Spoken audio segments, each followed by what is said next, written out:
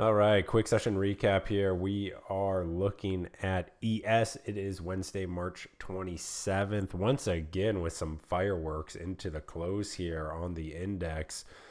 What we have is another gap higher, very similar to the action that we saw yesterday. The index gaps higher, fails to show any type of strength over that prior day high, initially rejecting that prior day high, and you get the gap fill move. So remember, anytime you have this type of action, you do not want to be fading the move ahead of 10 a.m. We could see that 10 a.m. kind of marks a local low here. It does give a little bit of drift below that 10 a.m. low, but essentially that marks the low for the session. Once that gap is filled, you have the low is in, price builds out that afternoon base, and then from there, once that that late morning base is built out, you can really start to put on some decent trades because you have an intraday structure to work with. That can be longs versus the 52.75, maybe some shorts versus VWAP, depending on what your preferred flavor is. But overall, some better opportunities in ES today compared to what we've been seeing so far this week. You can see the rally here into the close off of that 52.75 level of interest.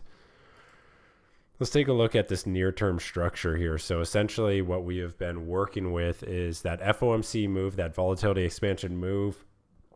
Price starts to pull back, which is pretty normal. You have the volatility expansion. Price starts to compress, meaning volatility is decreasing, and you'll get these tighter ranges. That's pretty normal. One of the themes we've been looking at this week is the fact that we do have this series of lower highs. Price is in a near-term downtrend within the context of a daily time frame breakout. So that can make things a little bit tricky. Take a look at the fib. Another aspect I've been talking about is the Fibonacci buy zone between the 50 and 61% retracement. This is typically a buy zone when we're talking about retracements, and you can see how well that has worked over the past few days. Every test of this zone, this 50 to 61% zone, has seen buying activity. And now price is showing a potential change in character here into the close. So the main thing I'll be looking at for tomorrow is the reaction versus this 5,300 area. If price can show some sustained strength above 5,300, we have the change in character. And anytime you have a change in character on this type of structure, you want to be targeting the prior high.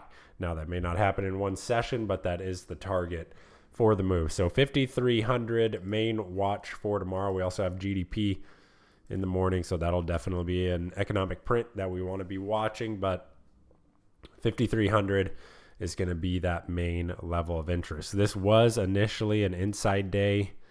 It is no longer an inside day. Price is trading up and through that prior day high. So we no longer have that inside day. Take a look at the daily chart here as well. 3 consecutive days lower, pretty rare considering the current context. You know, that has not happened all that frequently since we marked a low in November. You can see, the only other time we've had more sessions consecutively red is in early January. So the bull trend does continue. Price not even giving a test of that rising 21 MA.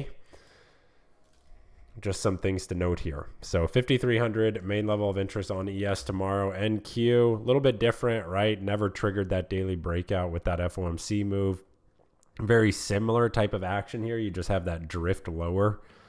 Again, 3-4 consecutive sessions lower. Price marks a low today at that rising 21 MA. Outside of that, what do we have? Sideways range. Right? Just sideways range. So within the context of an uptrend. But besides that, this is just NQ, tech heavy NASDAQ is just trading sideways. What I want to see, take a look at the action here into the close. So anytime you have a big afternoon base like this, right? Number one, a range like this intraday is definitely tradable. We have the 18,400 level of interest down below. And then some intraday resistance, that value area high aligned nicely with VWAP. That's kind of keeping a lid on things. Price triggers the breakout into the close here, afternoon base breakout. So that's a trade that has edge. You want to be keeping an eye on patterns like that in the index and in individual names. As far as what we're looking at here for tomorrow, now NQ has not shown that change in character yet, right? ES up into that 5,300 area, NQ not quite there, still kind of within this near-term downtrend following that FOMC move. And let me get the fib retracement here so we can get some eyes on this. So yeah, responsive versus that same buy zone, right? The 50 to 61%. Price marking a local low here on the 18,400. What I want to see tomorrow, pretty simple, is how price responds to that 18,500 and then the near-term volume point of control up here into 18,540. So see what kind of move GDP gives us. NQ, the setup, a little bit less favorable compared to ES right now. So maybe time to focus more on ES. We'll see what the morning has in store. But I do like the fact that ES is potentially showing that change in character now. So we'll see how that shakes out. Overall, some decent action today, all things considered. 18,500 main level of interest on NQ, 5,300 main level of interest on ES into tomorrow morning. And then for individual names, we have CCL, second day post earnings. Like to see how this trades versus that near-term volume point of control. So if strength can continue above 17, that'll be notable. And then FSLR was in the scans as a potential second day. So I want to see if this could trigger the daily breakout here up above 168 area. So that'll be on watch as well. That's it. Hope everyone had a great session. If you have any questions, feel free to shoot me a DM in the Traders Think Tank. Otherwise, I'll see you tomorrow morning for the pre-market prep. Have a good evening.